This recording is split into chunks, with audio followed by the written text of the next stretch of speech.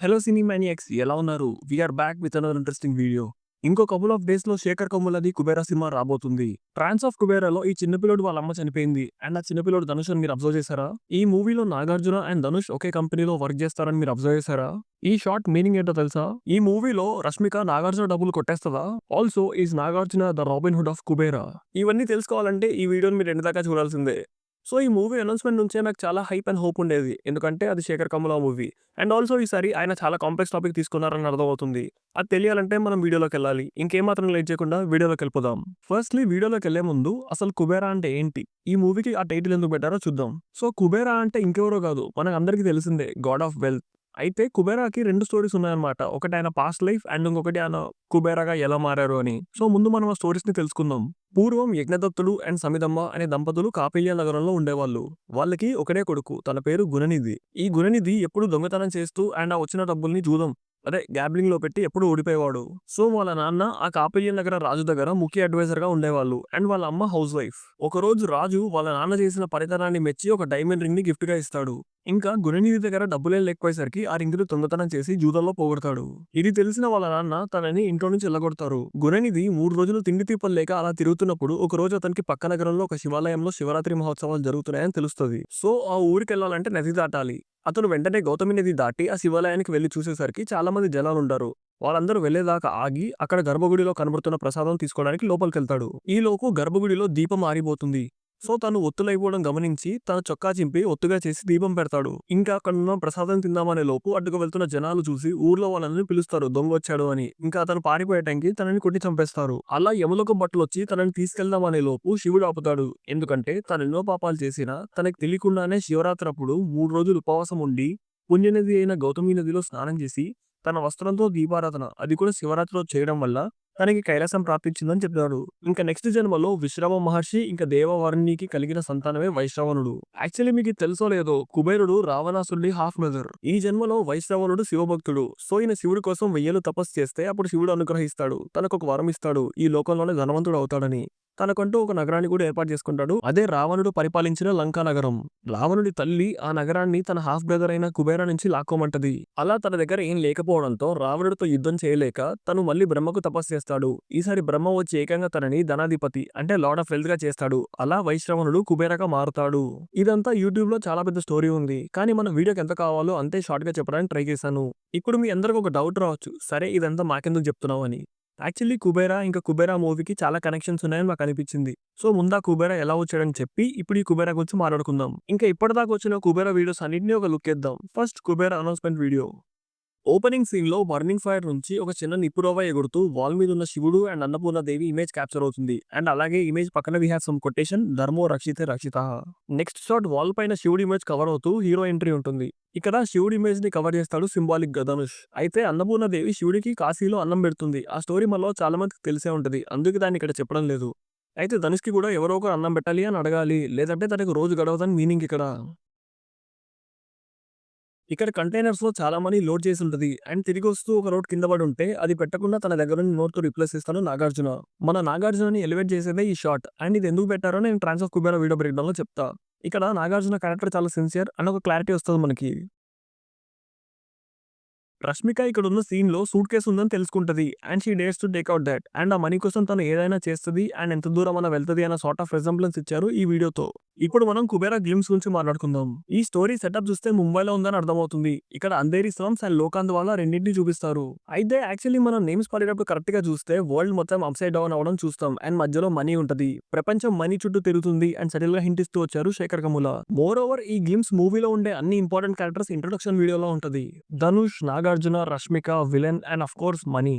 ఈ సీన్ లో రష్మిక ఉండేది హాస్పిటల్లో అండ్ అది మనకు ట్రాన్స్ ఆఫ్ కుబేరాలో తెలుస్తుంది. ఈ సీన్ లో ఇక్కడ ధనుష్ పరిగెడుతూ ఉంటాడు అండ్ వెనక నాగార్జున మనుషులు వస్తూ ఉంటారు. అది ఎలా అంటారా ట్రాన్స్ బ్రేక్ డౌన్ చెప్తా.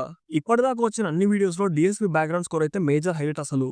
ఇంకా గేమ్స్ లో కొన్ని షార్ట్స్ ఉన్నాయి కానీ నేను ఇప్పుడు అవి మీకు ట్రాన్స్ ఆఫ్ కుబేరా పోర్షన్ లో చెప్తా. సాంగ్‌లో 'హేమచంద్ర' వాయిస్ విలన్‌కి వస్తే, ధనుష్ వాయిస్ మాత్రం ధనుష్‌కే ఉంటది. అండ్ పాట మొత్తం చాలా బావుంది. అండ్ మనకిక్కడే మూవీ థీమ్ అర్థమైపోతది. ఈ సాంగ్‌లో నాకు మోస్ట్ ఫేవరెట్ లైన్ 'బతుకు కొరకే బతుకునాది'. ఇప్పుడున్న మిడిల్ క్లాస్ ఫ్యామిలీస్ అందరికీ ఈ లైన్ చాలా చాలా అప్లికబుల్. ఇక్కడ విలన్ క్లియర్ గా రూల్ చేస్తున్నాడని మనకు అర్థమవుతుంది. ఎందుకంటే తన దగ్గర మనీ ఉంది. తన వల్ల నాగార్జున జైలుకి కూడా వెళ్తున్న సీన్స్ మనం చూడొచ్చు. ఇక్కడి దాకా ఎవరన్నా వచ్చుంటే మాత్రం ముందే చెప్తున్నా, ఇది మూవీలో స్పాయిలర్స్ గా అయ్యే ఛాన్స్ ఉందని నాకు చాలా చాలా స్ట్రాంగ్ గా అనిపిస్తుంది. మీకు ఒకవేళ తెలుసుకోవాలనిపిస్తే మాత్రమే చూడండి, లేదంటే డైరెక్ట్ గా మూవీలో చూడండి. నాకేమనిపిస్తుందంటే నాగార్జున ఒక ఫినాన్స్ కంపెనీలో పనిచేస్తాడు అండ్ ఫైనాన్స్ కి రిలేటెడ్ ఏదైనా పెద్ద పొజిషన్ లో ఉంటాడు. లేదంటే ఒక trading company and accounts money handling మొత్తం నాగార్జున చేతిలో ఉంటది. అండ్ ఈ ఫర్మ్ కి ఇండైరెక్ట్ గా ఫండ్స్ వస్తుంటాయి త్రూ విలన్ కంపెనీ అని అనిపిస్తుంది. నాగార్జున ఒక proper above middle class man with family. Dhanush దగ్గర అవ్వడానికి రీజన్ నాగార్జున లేదంటే ఇంకేమైనా రీజన్స్ ఉన్నాయా అనేది ముందు చూద్దాం. సో ఈ షార్ట్ ని బోత్ గ్లిమ్స్ అండ్ ట్రాన్స్ లో పెట్టారు. దీనికి నేనేమనుకుంటున్నా అంటే ఇది విలన్ బ్లాక్ మనీ అండ్ ఇందాక చెప్పినట్టు నాగ్ ఫైనాన్స్ కంపెనీకి విలన్ బ్లాక్ మనీని ఫండ్స్ రూపంలో ఇస్తూ ఉంటాడు. ఆల్సో నాగార్జున ఈ షార్ట్ లో టెన్షన్ పడుతూ ఉంటారు. అదెందుకో ముందు చెప్తా. మూవీలో పాప ఎమోషన్ డెఫినెట్లీ ఉంటదనిపిస్తుంది. ఎందుకంటే ప్రతిసారి నాగార్జున పాపకి ఏదో ఒక కనెక్షన్ ని ఎస్టాబ్లిష్ చేస్తూ వస్తున్నారు మూవీ మేకర్స్. సో చూద్దాం. ఈ షాట్ లో నాగార్జున ఆపోజిట్ లో ఉండేది ధనుష్. ధనుష్ కి ఏదో సార్ట్ ఆఫ్ ట్రైనింగ్ ఇస్తుంటాడు నాగార్జున. కానీ ధనుష్ కి తెలియదు కదా, ఎందుకంటే తను బెగ్గర్. నెక్స్ట్ సీన్ లో నాగార్జున ఒక మనిషిని బెదిరిస్తాడు అండ్ అతన్ని మనం ఆల్రెడీ గ్లిమ్స్ లో ఈ షాట్ లో చూసాం. అండ్ సరిగ్గా చూస్తే అతనికి బ్లడ్ ఉంటది. అది ఎందుకు వస్తుందంటే ధనుష్ అతన్ని కొడతాడు కాబట్టి. అండ్ ఈ షాట్ లో మనం నాగార్జున వెనక అందరినీ చూడొచ్చు. వీళ్ళందరూ కలిసి ఒక రాబరీ ప్లాన్ చేస్తున్నారు. మీకు చెప్తే మీరు నమ్ముతారా? ఈ సీన్ లో నాగార్జునకి అర్థమైపోతుంది దట్ విలన్ తనని వాడుకుంటున్నాడు అని. అండ్ తనకి ట్రాప్ నుంచి ఎలా బయటపడాలనిపిస్తుంది. సో అందుకే ధనుష్ ని ఫ్రేమ్ చేస్తాడు అనిపిస్తుంది. ఇక్కడ ఇంకా ఫైనాన్షియల్ గా టెన్షన్స్ పెరిగిపోతున్నాయి. నాకెందుకో ఇది ధనుష్ ఎంట్రీ సీన్ లా ఉంటది అనిపిస్తుంది ఈ రన్నింగ్ షాట్. అండ్ ఆల్సో ఇక్కడ ధనుష్ ఎమోషనల్ గా అవుతుంటాడు. ఎందుకంటే ఎవరికో యాక్సిడెంట్ అవుతుంది అండ్ రోడ్డు మీద పడేసి ఉంటారు. ధనుష్ క్యారెక్టర్ కి వాళ్ళ అమ్మనే గుర్తుకొస్తుంది.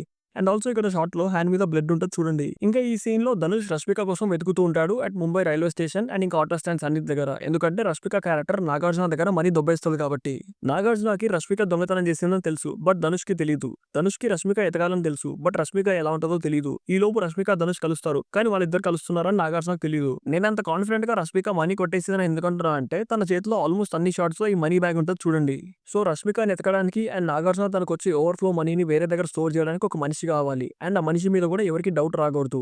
బిచ్చగాడి దగ్గర కోట్లు ఉన్నాయంటే ఎవరు నమ్ముతారో చెప్పండి. అందుకే ధనుష్ ని చూస్ చేసుకుంటాడు అండ్ ట్రైనింగ్ ఇస్తాడు. ఇంకా ఇప్పటి నుంచి ఎవరి గేమ్స్ వాళ్ళు ఆడడం స్టార్ట్ చేస్తారు. ఈ సీన్ లో ధనుష్ రాళ్ళని ఒకదాని మీద ఒకటి నిలబెడుతూ ఉంటాడు. యాక్చువల్లీ కొన్ని టెంపుల్స్ లో ఇలా జనాలు చేస్తారంట. దే బిలీవ్ దట్ అలా టెంపుల్స్ లో చేస్తే వాళ్ళ కెరియర్ గ్రోత్ అవుతుంది లేదా వాళ్ళకి సక్సెస్ వస్తుందని నమ్ముతారంట. ధనుష్ కి కూడా తన ఓన్ డ్రీమ్స్ ఉంటాయి అండ్ వాటి కోసం మనీ కావాలి. అండ్ తను శివభక్తుడు. సో అందుకే టెంపుల్ షాట్స్ చాలా ఎక్కువ ఉంటాయి తన క్యారెక్టర్ కి. ఇంకా ఈ షాట్ లో బీచ్ దగ్గర ధనుష్ తో కొంతమంది ఆడుకుంటూ ఉంటారు. వీళ్ళందరినీ నాగార్జున తన కంపెనీస్ లో ఎంప్లాయీస్ గా చేర్చుకుంటాడు.